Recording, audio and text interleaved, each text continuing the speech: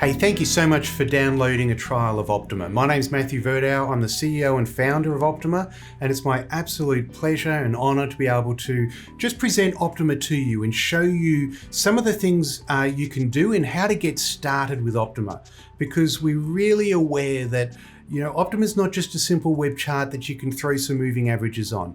This is a lot more advanced. And so if you're really serious about the technical analysis and quantitative analysis that you're doing, and you really want to get to that next level, then that's where Optuma comes in. If all you need is a simple chart, then your broker can provide that, or other services can provide that. You don't need Optuma.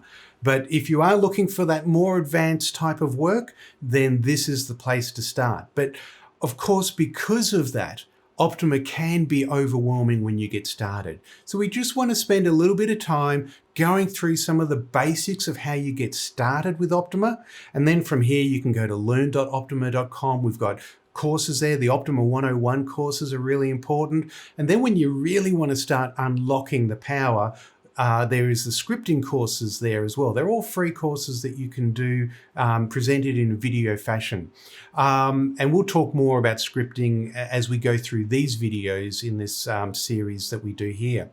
The other thing we can do is go to help.optuma.com. Now, while that's our support portal and you can ask our support people questions there, there's also lots of information in our knowledge base. And so that's another good place, another good resource to make sure that you keep checking out. If you're looking for how do I do things, go to the knowledge base. You'll find a lot of information there too.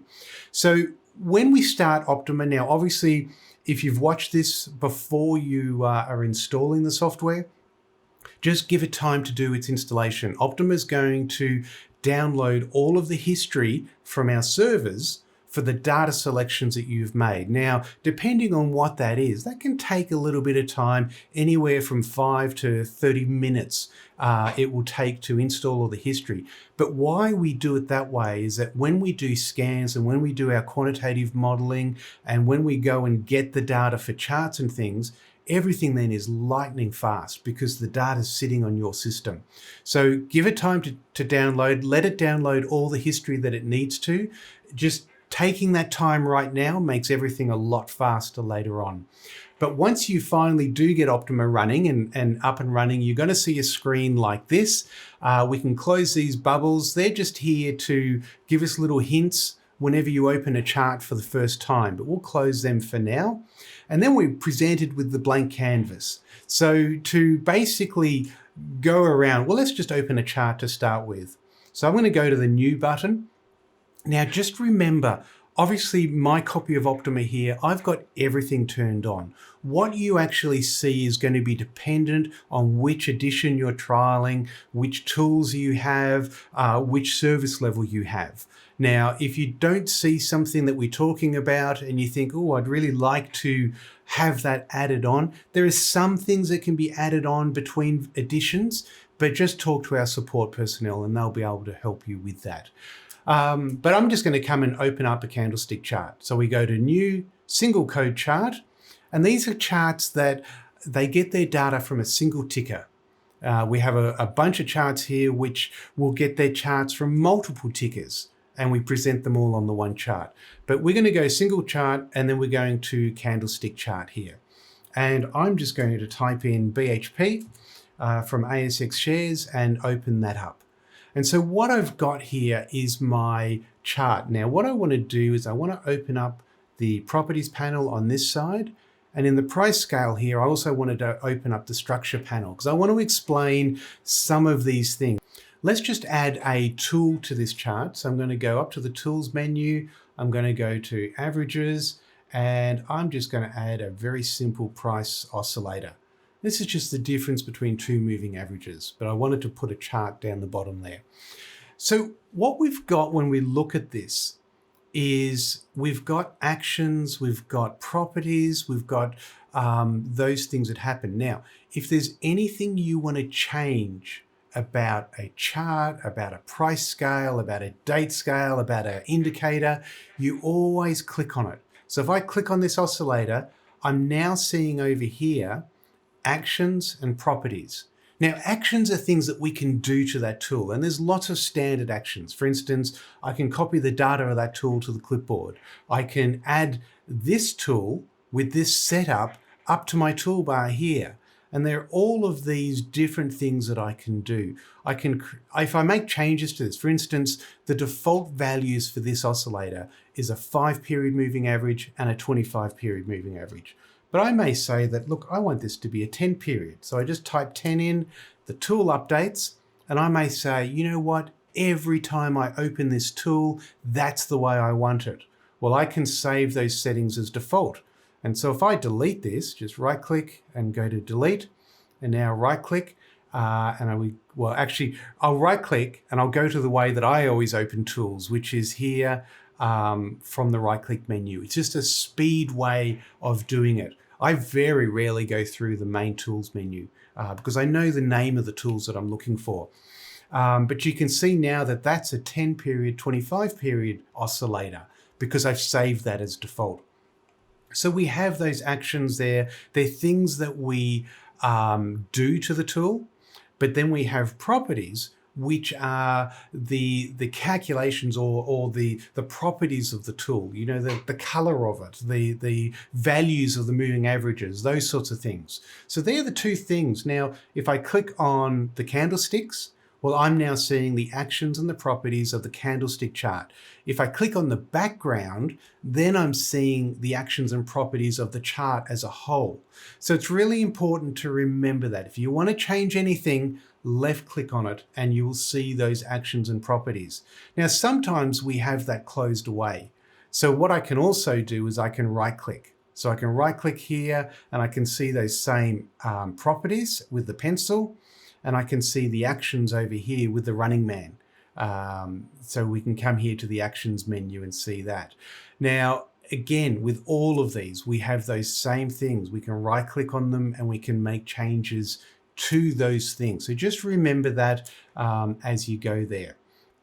Now, the other thing to note is obviously this structure panel. In Optuma, we use a similar concept to high-end graphics packages where we have layers. And we can put layers on. So for instance, at the moment we have two views. We call this our top view where the chart is on, and we have a view down here where our indicator is on. But what I can also do, if I come along here and I just type moving average, and I add a moving average here, let's make this one a little bit bigger. I'm just going to click and drag just to adjust this size. That's really handy when you're doing cycle work, being able to just move up and down until you find the moving average that matches the cycle. Helps you determine what the cycle length is. But let's say we've got this one here. What you can see in our top view here now is that we have a layer which has our BHP candlestick chart, and we have another layer for our moving average. Now, if I keep adding tools now, they'll all get added to this tool layer. But if I want to do more advanced work, we can add layers and we can do things there as well. We'll talk more about that later on. So this is the basics of the chart. And these are the major components that you'll be working with when you use these charts. Now, if I want to come along now and open up another chart, so I can come, let's do another candlestick chart. And this time I'm going to open up IBM and let me get it from my US equities group. I've obviously got a lot of data from a lot of different sources. You won't see as much data as I see, but you've just got to find the right one. Again, our whole principle with Optuma is give you access to everything that you need, and then you're smart enough to choose what to use. So we have IBM. I can set this up. Maybe I want to do a different type of work on here. We'll add a force index. I think Elder usually used a 2-period. So we have that there. All different things that you can do there. So we have that. And you'll notice that this is very similar to Microsoft Excel. So if you've ever used Excel and you've got your Excel files that you open, there's multiple tabs. Well, in Optuma, we do it very similar. So you have multiple tabs here, and there can be as many tabs as you want. It's a great way of organizing your work. And then what you can do is say, right, let's save this workbook. So we save it here, and we can give it a test, and we can call it our workbook, and we can hit save to that. And then what happens is that work has been saved. You see, the thing to always remember with Optuma is the data we provide, all the tools and everything we provide, but your analysis and the way that you interpret and the way you put that all together is now wrapped up in these workbooks. So what we do is we can come along here, we can close that workbook, and then when I reopen Optuma tomorrow, I now can see that I have my workbook here saved. So I can click on that and up comes the workbook exactly as I left it with all the analysis. So that's predominantly the way that you would start to work. And there's other ways that we work with layouts to make things even easier. And we'll talk a bit about that later on in another video as well. So the other thing which is just worth mentioning, so obviously when we look at a chart like IBM, it's been trading since 1968 all the way through to 2020. We have this history slider. Now this is giving us a snapshot or a view of the whole history of IBM. But what we're actually looking at on our chart is just the last 2 years or 500 bars. And you can see that with this little window here. But I can grab that window and I can slide it back and forth. I can grab the edges of it and I can zoom out and I can show the whole history of IBM here. Let me just grab the end there. And we can see now this is the history of IBM. If I wanted to look at it in a logarithmic case, I just click on the background because I want to change the background and we make that into a logarithmic scale.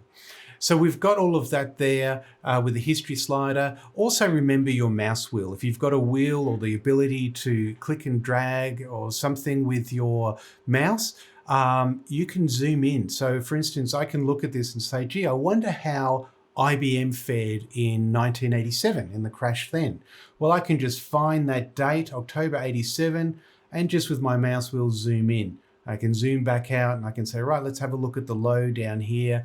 Makes it really easy just to zoom around different areas in the chart and look, because one of the the basic tenets of technical analysis is saying we're doing these mathematical calculations and we are seeing that there's a probability. There's a probability that when this event occurs and these lines cross, that 60%, 70% of the time, the market's going to do something and we're trying to capture those trends.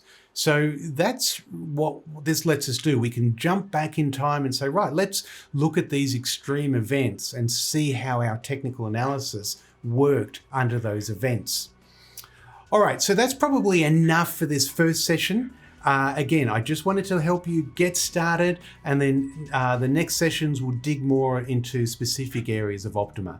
Thank you again for downloading the trial. I hope I haven't scared you off. Our goal here, we're here to help you with Optuma, and if there's anything we can do, please let us know. Thank you.